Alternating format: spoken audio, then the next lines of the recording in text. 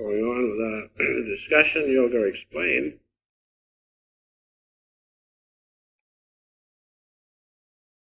Last time we discussed the feeling aspect within each and every one of us, which can be augmented by the practice of yoga. Because through yoga we can attain the presence of God. And in that presence of God, as the holy vibration is perhaps the greatest factor for each one of us, is his love, or the great feeling which God utilizes as he observes his creation, and which he utilized when he created all things. And so yoga can make more dynamic to our consciousness God's presence as love. That's a very important thing, because without feeling this world or any aspect of it, or any aspect of consciousness, is practically nil as far as having any real value. But as soon as feeling enters into a thing, and especially God's feeling as love, then that particular thing becomes vital and dynamic. And so let us never forget, as you'll find all the saints point out, that God's love is supreme. The feeling aspect of consciousness which God exercises in everything he has done and is doing, and which, because we are made in his image, he has placed in our hearts in a natural condition. We do not have to go and find it, we just have to uncover it, so to speak. It's there waiting for us. And so just to review a little bit about the feeling aspect, which is augmented through yoga, and which is attested to by many saints. One little paragraph or two from Brother Lawrence, whom you know practiced the presence of God. When you do your yoga, you will practice the presence of God if you keep at it. When you augment within yourselves the feeling aspect of your consciousness, or I should say higher consciousness, not just ordinary waking consciousness, but that consciousness which vibrates more in tune with God's feeling and love. So Brother Lawrence has this to say about what we will attain through yoga. We will practice the presence of God. That is, if you utilize yoga to its highest degree, if you just utilize it to improve your body and your mind and such things, that's not salvation yoga. But when you use the yoga to contact the love of the infinite, then it becomes salvation yoga. Then it saves you from all suffering. So these words of Brother Lawrence are most appropriate, especially at this Easter time, perhaps. He says, we have a God who is infinitely gracious and knows all about our wants. He will come to us in his own time, and when you least expect it. Thank him for the favors he does you. If you meet your afflictions with fortitude and patience, thank him for giving you these qualities. About God coming in his own time, all true devotees will attest to that. We cannot seem to hurry him. And then when you're just about discouraged to the limit, then he comes. But when he comes, of course, it's worth all the waiting. Then he goes on, we must serve and love God in a holy freedom. That is without being compelled to do it, so to speak. But just, it must come from the freedom of your soul. Then God is ready and willing and does answer your prayer. We must serve and love God in a holy freedom without trouble or disquiet, recalling the mind to God mildly. Because if you get confused about calling your mind back to God, then you come out into this worldly living. Then you're in a worse predicament than before. The way that the saints point these things out shows that they have traveled the path, because all true devotees find these things so. It is necessary to put our whole trust in God, laying aside all other cares. Be not discouraged if you discover a natural repugnance in yourself to spiritual discipline. Well, that's meditation. That's the highest spiritual discipline when it's done to achieve the presence of God. And don't be alarmed if it's difficult for you and you even dislike it. Then he goes on to say, at the first, one often thinks it is lost time. But go on. Resolve to persevere until death, notwithstanding all the difficulties and setbacks that may occur. That has to be the attitude. As Master used to put it, like a dying man wants to live, like a drowning man wants to be saved. That's the attitude we must have in persevering to find the presence of God through yoga. He requires so little of us. A little remembrance from time to time, a little adoration, sometimes to pray for His grace, sometimes to offer Him our suffering, and sometimes to return Him thanks for the favors He has given us so liberally and still gives.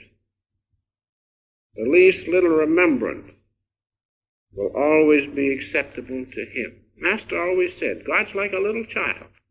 He's afraid to interrupt. So that's what His nature is, and how we should become like Him. There is no question. You need not cry very loud. He is nearer to us than we are aware of. And in these words of one great saint, we find a description of the feeling aspect of God which is within us, pointed out in a most beautiful way. And that feeling aspect is the presence of God. I mean, when the feeling aspect is uncovered to its fullest extent, it is the presence of God. Yoga will take you into that presence. And so going on now this evening with a few more points about yoga. The soul, as we took up last time we took this particular lesson up, is encased in three vehicles, so to speak, three. Master used to describe it as the salt water in the innermost of three bottles, one inside of another, floating in the ocean.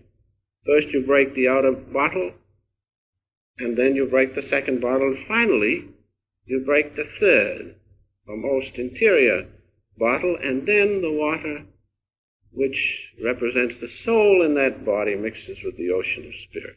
That's just what we do, and that's just what yoga will help us do, to remove these three encasements, and they are certainly encasements.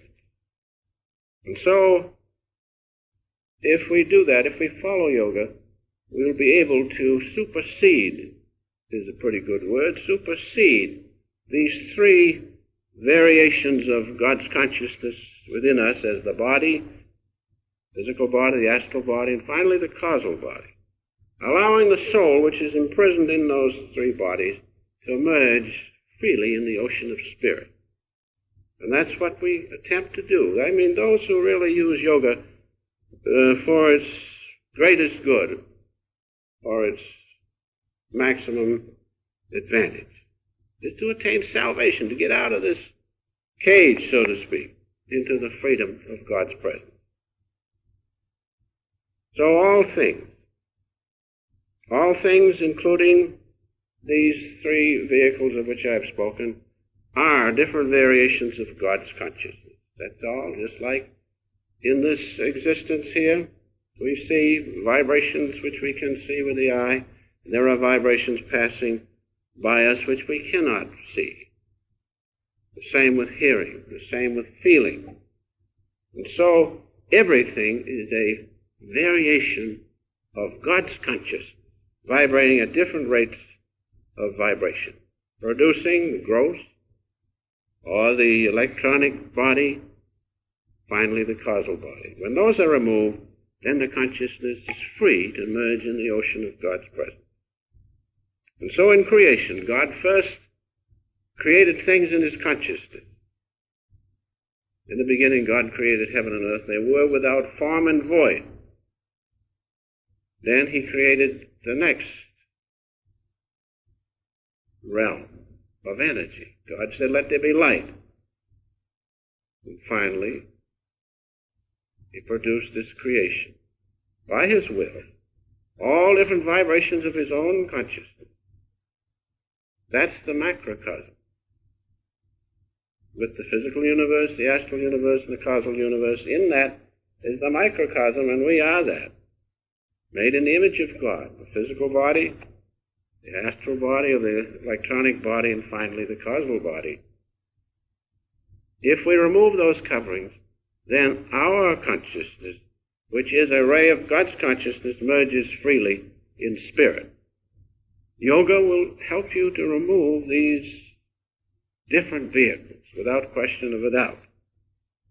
And so, you or your soul are his consciousness, only you do not realize it. Well, it's difficult to realize it. We're so encased, like the bird in the cage.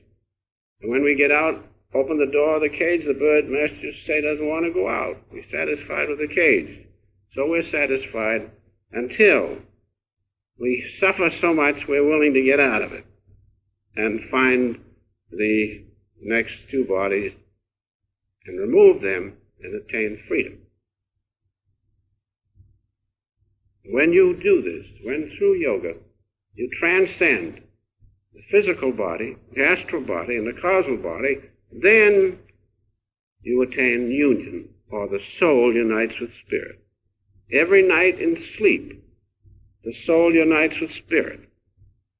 Every night in sleep, we supersede the physical body. You can prove that because you don't remember whether you're Mr. Jones or Mrs. Jones or who you are when you sleep.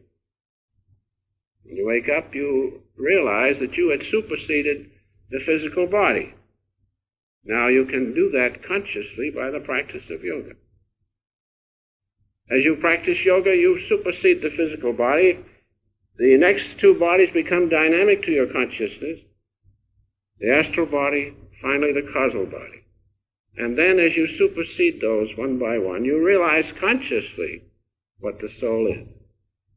And that's why we're here, to realize that we are made in the image of God. We are not this body. We are not the astral body, the electronic body. We're not the causal body. We are the spirit which has produced those three bodies. And so the first vehicle is the physical body. Just a word or two about it. Physical body, you are familiar with it. There's the 16 elements which you can easily look up in the anatomy or the chemistry book, find out what they are. But that's not all in the physical body. We have in the physical body the different systems, the circulatory system, respiratory system, nervous system, assimilation, all those things. But not only is the physical body made up of these 16 elements, but all these different systems of which I have spoken, muscular system, all those systems have a corresponding part in the electronic body. Otherwise, how could they move? Or how could they operate intelligently unless behind them, or these systems, were the electronic part of us, the astral part, the spiritual part, if you want to call it that.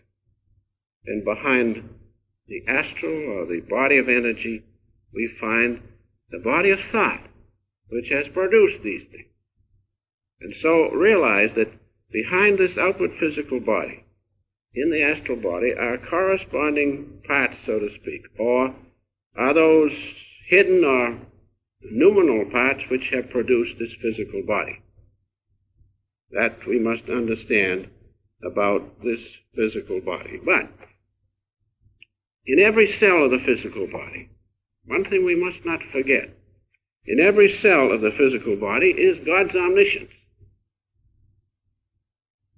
Otherwise, how could the red blood corpuscles have just that one function and carry it out perfectly?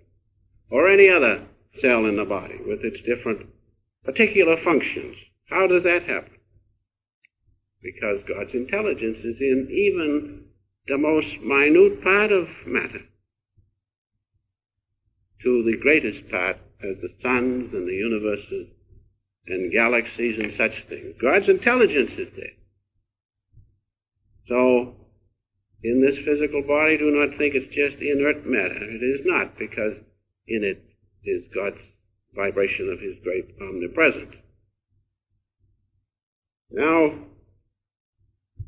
so much tonight perhaps for the physical body, the first encasement. We could go on and describe it, but it's not necessary. We're trying to be rid of it. We're trying to supersede it and see the underlying encasements which prevent us from feeling and knowing the presence of God. That's why we're trying. We're trying so that we will not be inhibited from realizing God's presence within us.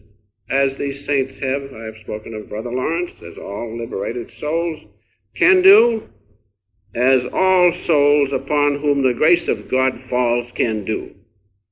The grace of God is supreme. Otherwise, we would not be here in this place, except somehow His grace is drawing us here. That's the lesson to learn. Of course, we have to remember the three encasements. The main thing to remember, that is, by the grace of God, you can supersede them and know His presence, the presence of God. So tonight, so much for the physical body, the first encasement. We will not study it too much because I think we're all pretty familiar with it. Sometimes we've had enough of it. And sufficient to say that I think most of us have proved in meditation that we can supersede it. Whenever you sit, as you do Thursday nights or any of our meetings or in your homes, and you are not conscious of time or space, you have superseded this physical body. Now a few references about the physical body. I gave you one. There's one part I didn't mean to speak about. These different systems of which I have spoken, the nervous system, respiratory system, circulatory system, excretory system, they all have corresponding parts in the astral body. One reference that comes to my mind in St. John, the 7th chapter, the 38th verse. It speaks about, in their bellies shall run rivers of living waters. Those rivers of living water refers to the pranic currents, which take care of our digestion, assimilation, excretion, and so forth. Those are found in the astral body, which we will take up next time.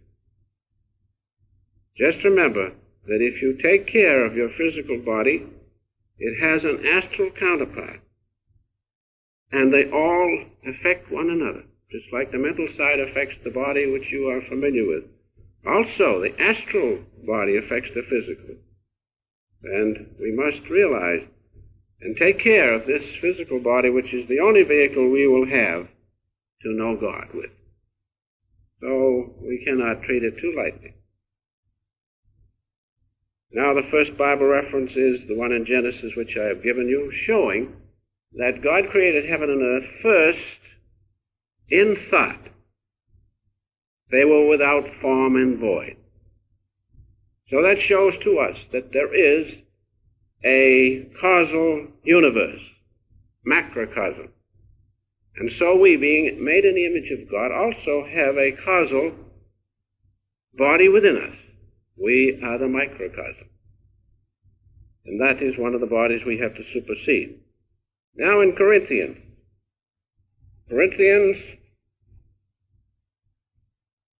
15th chapter, 40th, 44th, and 46th verse. This has to do now with these coverings of which we have been discussing. We read, first in the 40th, there are different bodies, celestial bodies and bodies terrestrial. Then it says, but the glory of the celestial is one thing, and the glory of the physical body is another. We see different people with wonderful physiques. But when you see the astral body, that physique is nothing. And when you see the kingdom of God behind the three coverings, this other is nothing. You cannot appreciate it at all. And so we have these coverings, so to speak. Now in the 44th chapter, the soul is sown a natural body. This physical body is from nature. It raised a spiritual body. There is a natural body and there is a spiritual body. There we have evidence that there are these encasements which we have to supersede. And finally, the 46th verse, howbeit that was not first which is spiritual, but that which is natural, and afterward that which is spiritual. We have to supersede this physical body to attain those which come afterward. You cannot jump right into the other. It's impossible. We have to step by step. I think it was Ramakrishna, a great Indian saint, spoke about that when he said that all steps have to be completed on the way back home to God. We have to understand this physical body superseded, then the astral body or electronic body, and the causal body, finally. So there we have the evidence of these three bodies, and also we have the evidence that the physical body came first from nature, and then the soul was placed in it, and we have to supersede these different bodies. Also in Malachi, we have a reference which might interest you in the 4th chapter, 2nd verse. But unto you that fear my name shall the Son of Righteousness arise with healing in his wings. Those who fear the name of God are those who give time to yoga and meditation in contacting the presence of God within. They fear, not God in the ordinary sense, but they fear that they lose him. They fear that his grace will not come. That's legitimate fear. Because God is the one. He's up to his whim, so to speak. As Brother Lawrence said, in his own good time he will come. But those, as it points out, but unto you that fear my name, that is, those that fear so that they keep at yoga and keep in the presence of God, unto them will rise, when they have superseded these three vehicles, the Son of Righteousness, the great eternal spiritual Son, with healing in his wings. The little sun is found here. The microcosmic Son of Righteousness is the spiritual eye. The wings refer to the dove descending from heaven. The two wings of the spiritual eye, the outer ring of gold and the inner ring of vibrating Christ consciousness. There's healing in that, sufficient unto every need that we have. So this verse in Malachi is a wonderful verse, reassuring, pointing out that within us is a miniature of the Son of Righteousness. And if you go through that single eye, you will see this Son of Righteousness, the macrocosmic Son of Righteousness, of which is spoken of in Malachi. Just to show you that that is so, according to the Hindu scriptures, from the autobiography, which is the epitome of Hindu scriptures and the Vedic teaching, on page, those of you who would like to read in your autobiography, page 278 and 279, what do we read? We read this. He who knows himself as the omnipresent Spirit is subject no longer to the rigidities of a body in time and space, their imprisoning rings pass not. Those are the three bodily encasements. Have yielded to the solvent, I am he, blessed Spirit, I am he. The most beautiful writings in the autobiography. Now through yoga you can feel that and know that. And also, just on the next page, remember this is the microcosmic Son of Righteousness right in us. So, we read, long concentration on the liberating spiritual eye has enabled the yogi to destroy all delusions concerning matter and its gravitational weight. Thenceforth he sees the universe as an essentially undifferentiated mass of light. Passing through the little microcosmic spiritual eye, he sees the great Son of Righteousness spread all over, a mass of undifferentiated light. So we have wonderful references tonight in the autobiography. In the Bhagavad Gita, I noticed a reference in the 13th discourse, the 32nd line, which I've copied down here, showing the great presence of God, permeating all things, including our body and our astral body and causal body. There we read, as the omnipresent ether is not affected by reason of its subtlety, so seated everywhere in the body, the self is not affected. Sometimes when you're so attached to the body and pain racks you, you wonder where the soul is. It's there. If you could contact it, you wouldn't feel any pain at all. But we have to earn that. We have to supersede these bodily vehicles. And finally, the last reference, which I thought you would be interested in hearing, because it expands our consciousness from the little study of the body and these little bodily vehicles, and the astral body and causal body, to the great presence of God itself. Guru Nanak has this to say, but they alone sing unto thee, O Lord, whom thou lovest, my Bhakta. Thy devotee, soaked in divine love, merged in thy grace. There you have the key to the final liberation or the final calling of God.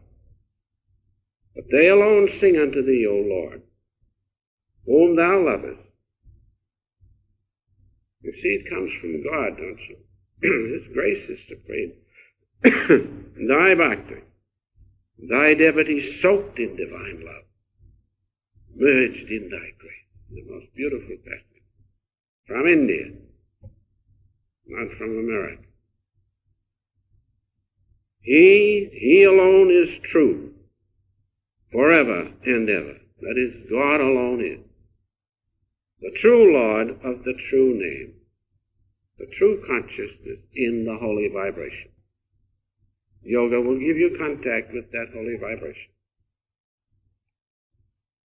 He who made this creation is and shall ever be, never to go, nor be made to go.